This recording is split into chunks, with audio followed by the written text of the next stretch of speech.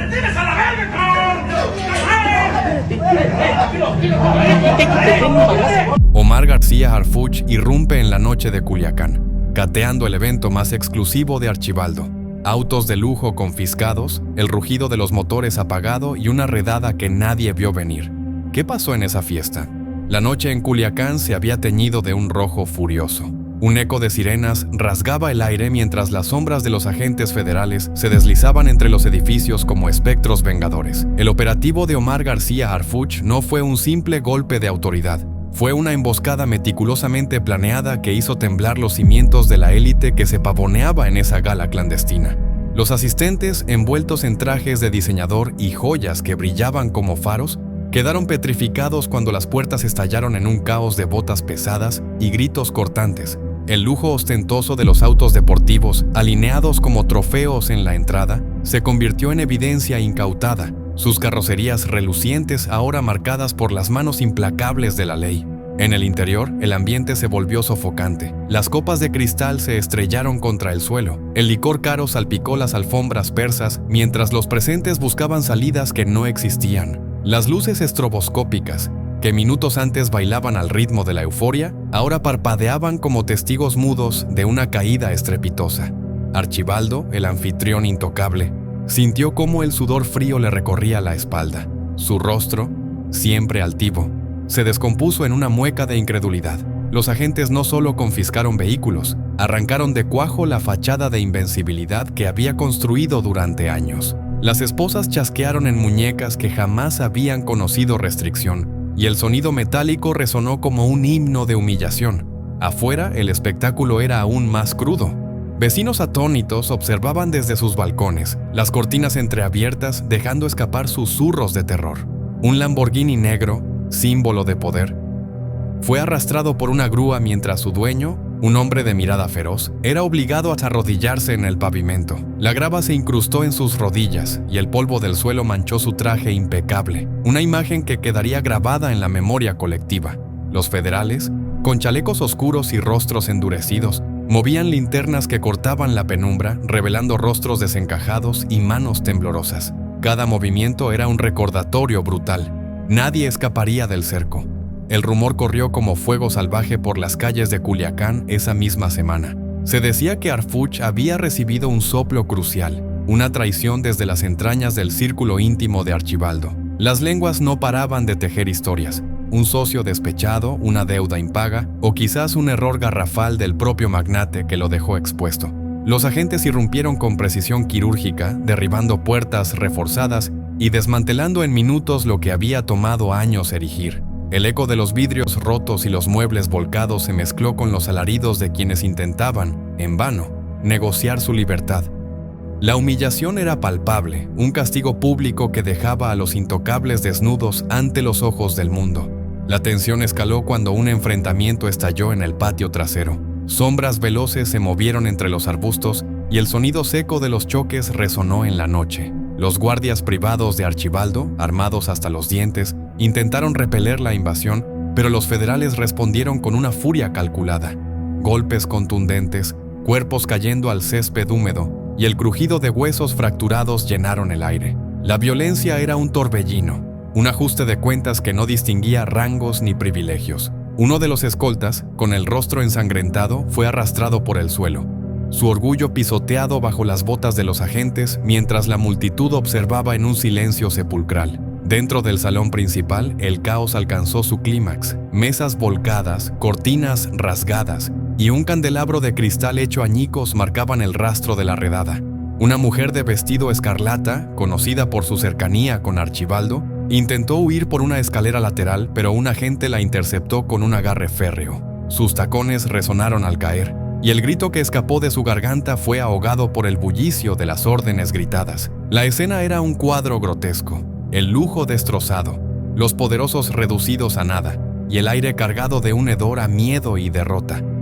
Los federales no solo buscaban pruebas, estaban enviando un mensaje, uno escrito con puños y acero. Mientras tanto, en las afueras, un helicóptero zumbaba en el cielo, sus reflectores barriendo el perímetro como un ojo implacable. La noticia ya se filtraba a los medios. Titulares hipotéticos estallaban en las pantallas esta misma semana. anunciando que el imperio de Archibaldo se tambaleaba. Un reportero audaz, apostado a pocos metros, capturó el momento en que un Ferrari rojo era cargado en un tráiler. Su dueño esposado y con la cabeza gacha, el rostro cubierto de polvo y vergüenza. Las redes sociales ardían con videos granulados, mostrando siluetas forcejeando y destellos de linternas en la oscuridad. El público, desde jóvenes inquietos hasta adultos atónitos, devoraba cada detalle, atrapado en la vorágine de una historia que apenas comenzaba a desenredarse. El golpe maestro de Harfuch no terminó con la redada.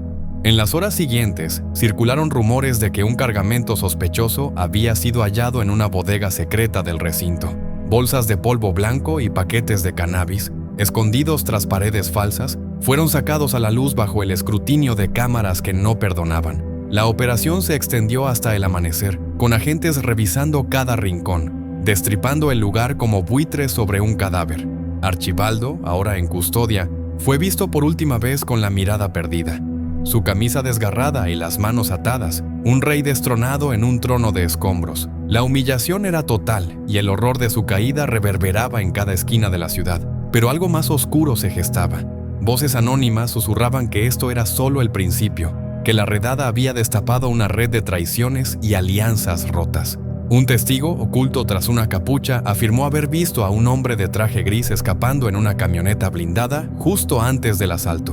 ¿Un cómplice? ¿Un enemigo disfrazado de amigo? La incertidumbre alimentaba el fuego de la intriga. Los enfrentamientos no cesaban. En una calle cercana, un grupo de leales a Archibaldo intentó emboscar a un convoy policial, desatando una tormenta de violencia que dejó vehículos destrozados y el pavimento teñido de rojo. El caos era un animal vivo, creciendo con cada hora que pasaba. La ciudad entera parecía contener el aliento. Los federales, agotados pero implacables, seguían peinando el terreno mientras los restos de la fiesta yacían esparcidos como un campo de batalla olvidado. Un reloj de oro, arrancado de una muñeca en la refriega, brillaba entre los escombros, un símbolo solitario de lo que alguna vez fue. Harfuch, de pie en el epicentro del desastre, observaba con ojos fríos, su figura recortada contra el amanecer. Había ganado esta ronda, pero el silencio que siguió no era de victoria, sino de expectativa. Algo más grande se avecinaba, un desenlace que prometía sacudir Culiacán hasta sus cimientos. La historia, lejos de terminar, apenas comenzaba a mostrar sus garras. El cielo sobre Culiacán se oscureció más allá de lo habitual esa noche, como si presagiara el torbellino que estaba por desatarse.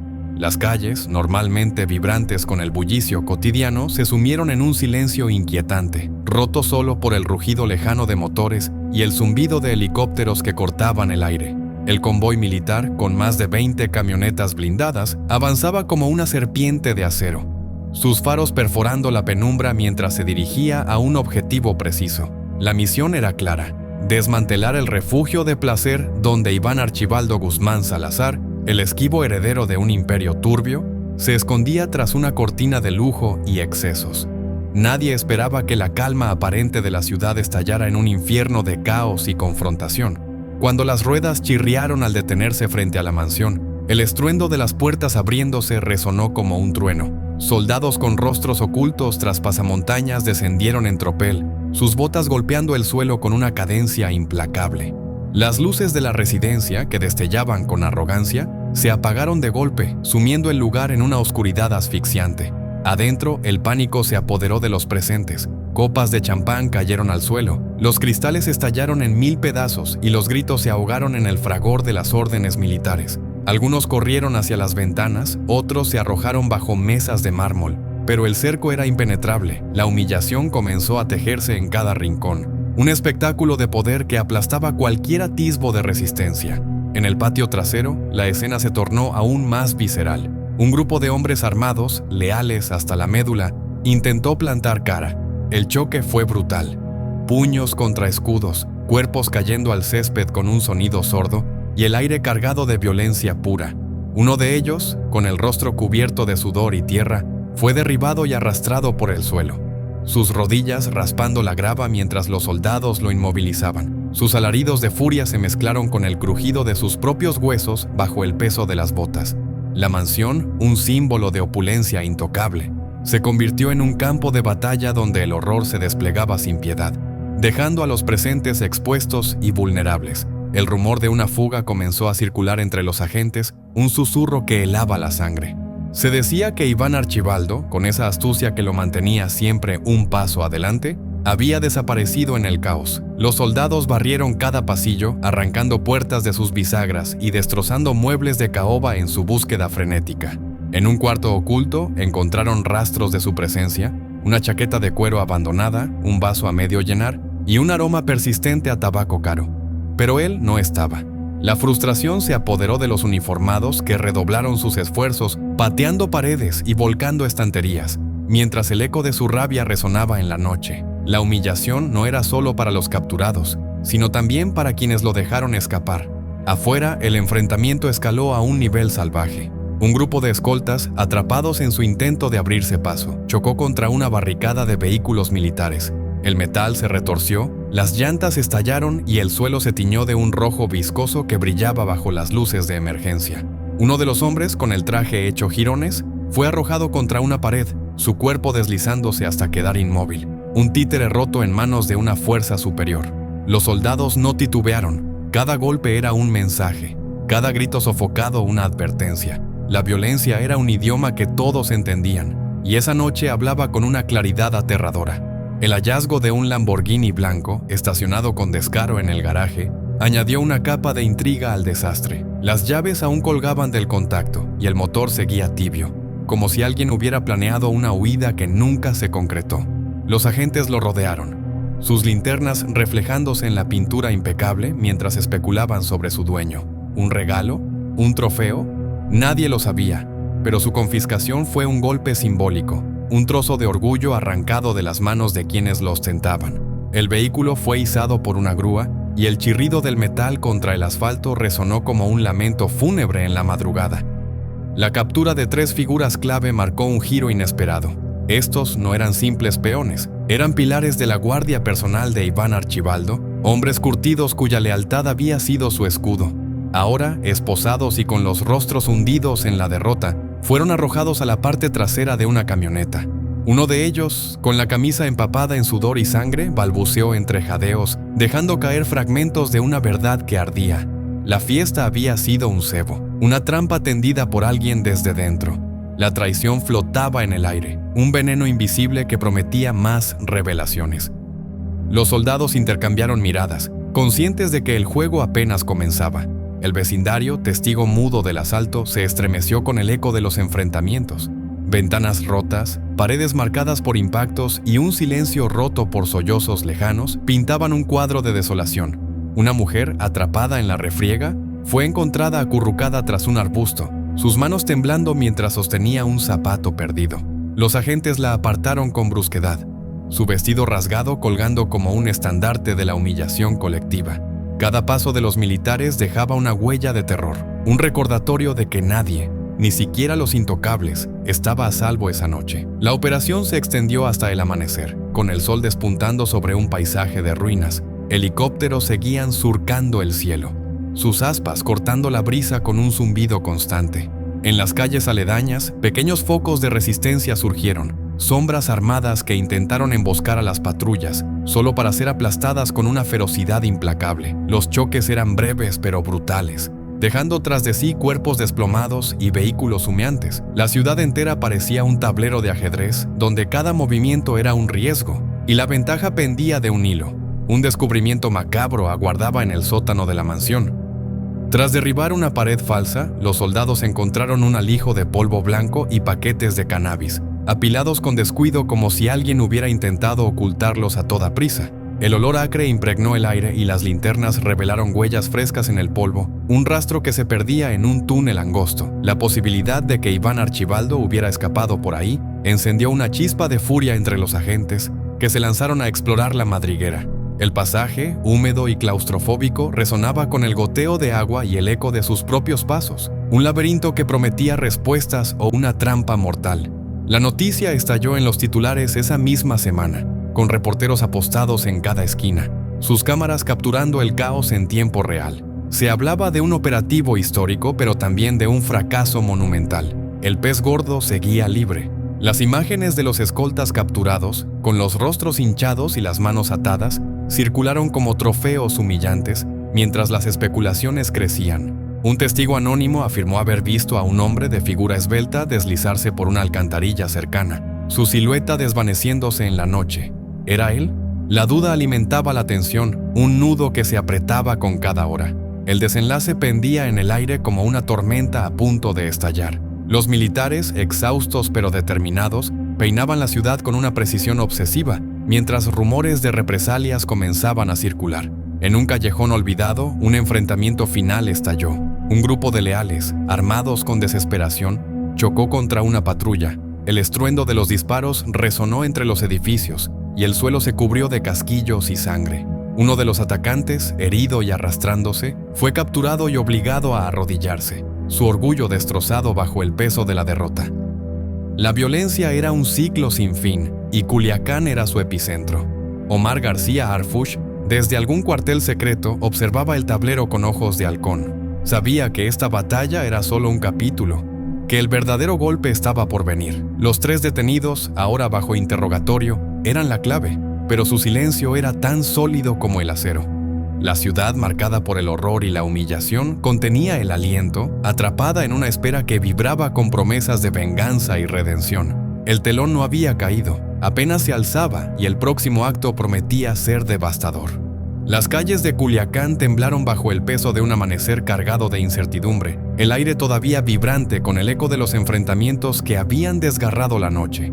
El despliegue militar no se detuvo con la luz del día, al contrario, se intensificó, con vehículos blindados rodando por avenidas residenciales como bestias acechantes. En las redes sociales, los clips granulados se multiplicaban, siluetas desesperadas trepando muros, figuras tambaleándose entre arbustos y el destello de linternas persiguiéndolas sin tregua. La mansión, ahora un cascarón destrozado, yacía en silencio, pero las imágenes de su caída seguían alimentando un frenesí de especulación que mantenía a la ciudad al borde del colapso. El escape de un vehículo blindado, rugiendo a toda velocidad minutos antes del asalto, era el detalle que encendía las lenguas de todos. Los neumáticos habían dejado marcas negras en el pavimento, un rastro que se perdía en la penumbra de una calle lateral. Testigos juraban haber visto a un hombre encapuchado al volante, su figura borrosa pero imponente, mientras el motor rugía como una fiera liberada. Nadie sabía con certeza quién iba dentro, pero el nombre de Iván Archibaldo flotaba como un espectro, un susurro que helaba la sangre.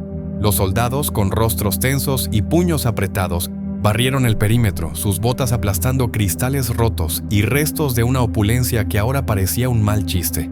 Dentro de la residencia, el horror seguía desplegándose en cada rincón. Alfombras empapadas de licor y sangre marcaban el paso de una estampida humana que no encontró salida.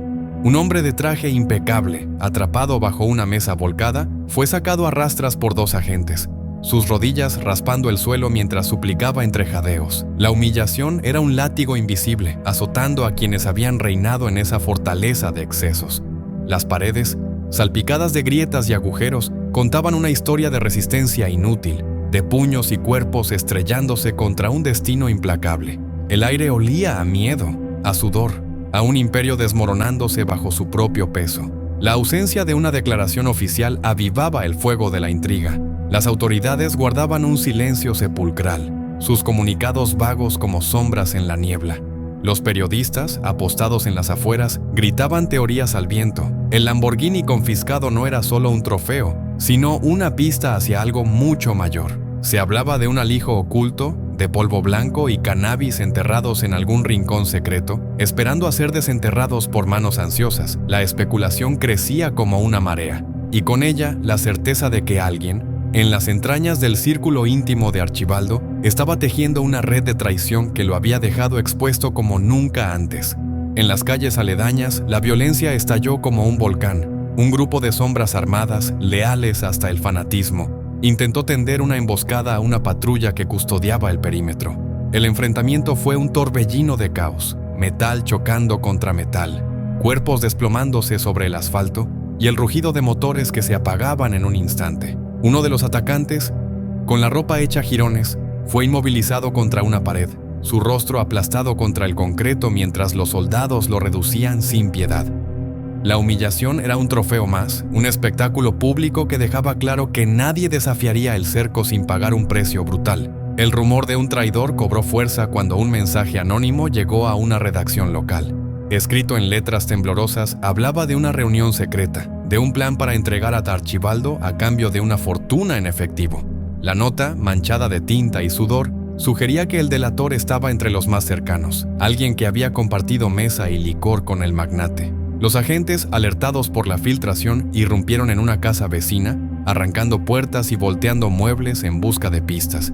Encontraron un teléfono quemado, su carcasa derretida aún caliente y un mapa garabateado que señalaba una ruta hacia las afueras. La traición era un veneno que corría profundo y su aroma impregnaba cada movimiento.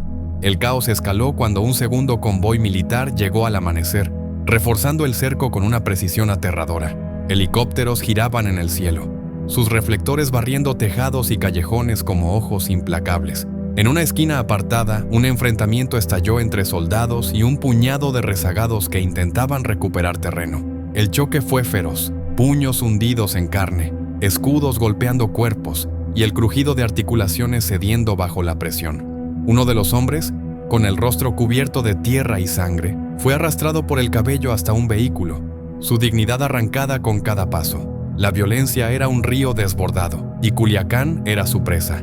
Un hallazgo inesperado detuvo el aliento de los presentes. En un garaje oculto, tras una puerta de acero, los soldados descubrieron un arsenal improvisado, cajas de munición apiladas, armas envueltas en tela y un montón de polvo blanco esparcido como si alguien hubiera intentado destruirlo a toda prisa. El olor acre llenó el espacio y las linternas revelaron huellas frescas que se perdían en una trampilla. Los agentes se lanzaron tras el rastro, descendiendo a un pasaje subterráneo donde el aire era espeso y el eco de sus pasos resonaba como un tambor de guerra. La posibilidad de que Archibaldo estuviera a centímetros de distancia electrificaba la escena, un juego de cacería que podía terminar en gloria o en nada. La ciudad, atrapada en el torbellino, comenzó a fracturarse. En una zona residencial de lujo, donde las mansiones se alzaban como castillos, los vecinos observaban desde sus balcones, sus rostros pálidos reflejando el terror. Un hombre, sorprendido intentando escalar una reja, fue atrapado y arrojado al suelo.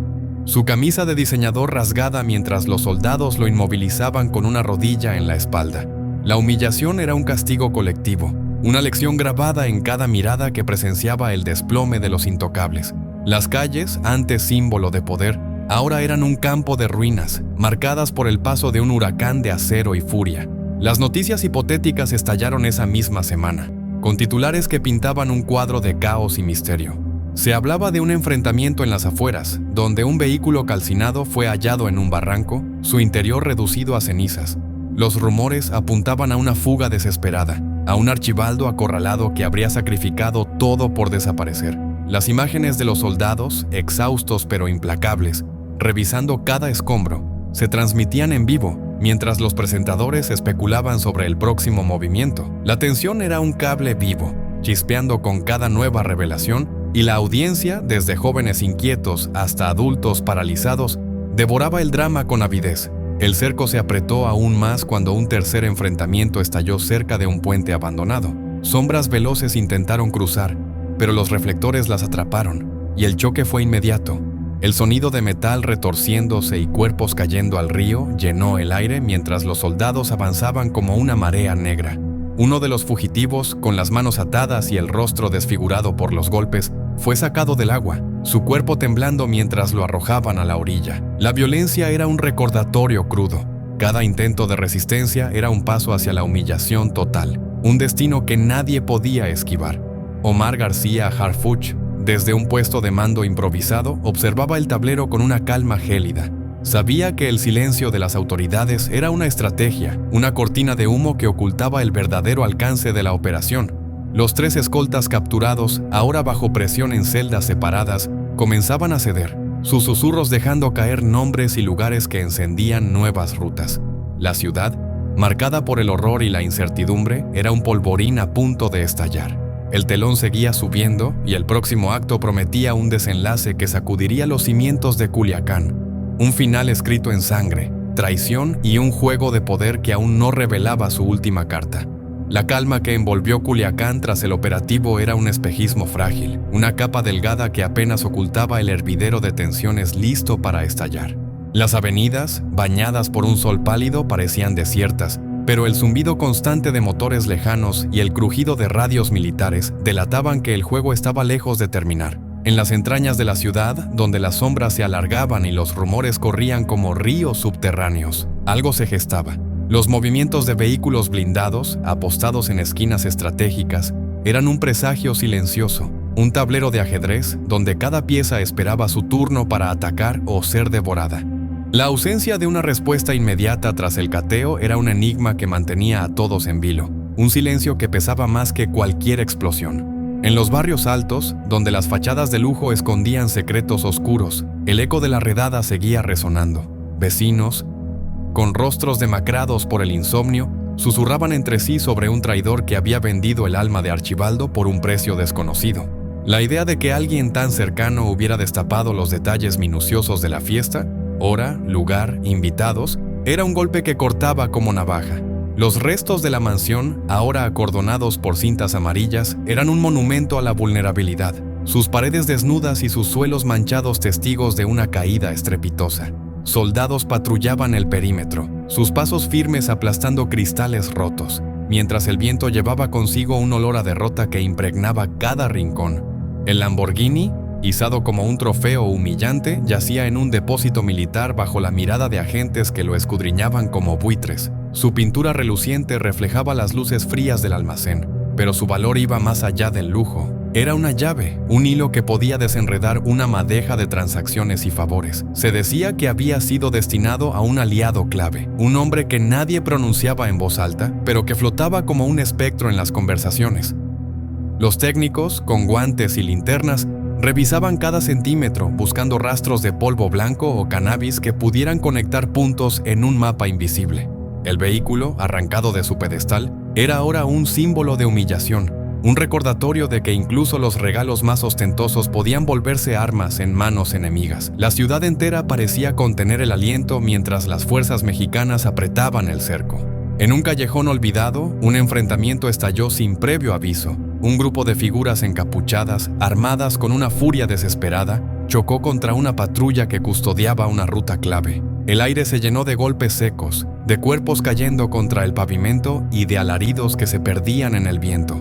Uno de los atacantes, con el rostro cubierto de sudor y tierra, fue derribado y arrastrado por el suelo, sus muñecas torcidas bajo el peso de esposas que cortaban la piel. La violencia era un torbellino que no discriminaba, dejando tras de sí un rastro de cuerpos desplomados y una humillación que se grababa en cada mirada furtiva de los testigos. Más allá de las calles, en un cuartel improvisado, los 3 escoltas capturados enfrentaban un destino sombrío. Encerrados en celdas separadas, sus rostros mostraban las marcas de la derrota, ojos hundidos, labios agrietados y una tensión que les recorría el cuerpo como corriente eléctrica. Los interrogatorios eran implacables, un juego de presión donde las palabras eran armas y el silencio, un escudo frágil.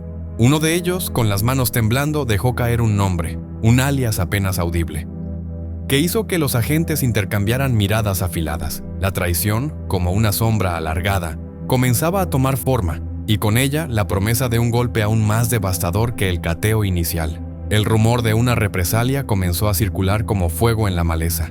En las afueras, donde los caminos se perdían entre cerros y polvo, un convoy de camionetas negras fue avistado moviéndose con sigilo. Los faros apagados, los motores ronroneando apenas por encima del susurro del viento, sugerían una maniobra calculada. Los soldados, alertados por un informante nervioso, se desplegaron en formación, sus linternas cortando la oscuridad como cuchillos. El choque fue inevitable, un estallido de confrontaciones que resonó entre los árboles, con cuerpos rodando por pendientes y el crujido de metal retorcido llenando el aire. Uno de los conductores, atrapado en su vehículo volcado, fue sacado a la fuerza, su orgullo destrozado mientras lo obligaban a arrodillarse en la tierra húmeda. La mansión no era el único objetivo según las lenguas que no descansaban. En un almacén clandestino, oculto tras una fachada de bodega abandonada, los agentes irrumpieron con una furia contenida. Las puertas cedieron bajo el impacto, revelando un laberinto de cajas apiladas y un olor acre que delataba la presencia de polvo blanco y cannabis. El lugar estaba desierto, pero las huellas frescas en el suelo y un cigarro aún encendido sugerían que alguien había estado allí momentos antes. Los soldados, con rostros endurecidos, destrozaron el lugar en busca de pistas, arrancando tablas y volcando estanterías en un frenesí que dejaba tras de sí un caos absoluto. Cada hallazgo era una pieza más en un rompecabezas que prometía revelar un imperio tambaleante. La tensión escaló cuando un helicóptero militar fue derribado en las afueras, un incidente que llenó las pantallas de noticias esa misma semana. El fuselaje, envuelto en llamas, yacía en un campo abierto, mientras los equipos de rescate luchaban por acercarse. Se decía que había sido un ataque deliberado, un mensaje escrito en fuego por quienes se negaban a ceder. Los soldados en tierra respondieron con una cacería implacable, persiguiendo sombras entre los matorrales. Uno de los sospechosos, atrapado en la persecución, fue inmovilizado contra un árbol, su ropa rasgada y su respiración entrecortada mientras los agentes lo rodeaban. La violencia era un eco que no se apagaba, un recordatorio de que el conflicto estaba vivo y hambriento. En el corazón de la ciudad, los enfrentamientos esporádicos seguían pintando un cuadro de horror. Una barricada improvisada, levantada por un grupo de leales, fue arrasada por un convoy militar que avanzaba sin detenerse. El choque fue brutal.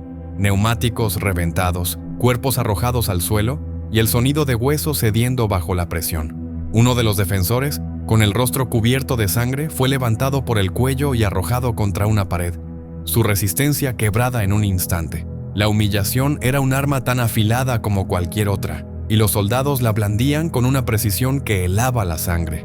El Lamborghini, ahora diseccionado en un laboratorio secreto, comenzó a pie a hablar. Los agentes encontraron un compartimiento oculto en el maletero, lleno de documentos sellados y un dispositivo electrónico que emitía un pitido intermitente. Las hojas, manchadas de tinta y sudor, detallaban transferencias bancarias a cuentas en el extranjero, nombres codificados que apuntaban a una red más amplia. El hallazgo era un terremoto silencioso, una promesa de que el cerco no solo buscaba capturar a un hombre, sino desmantelar un sistema entero. Los técnicos, con manos temblorosas, trabajaban contrarreloj, conscientes de que cada segundo perdido era una oportunidad para que el enemigo se reorganizara.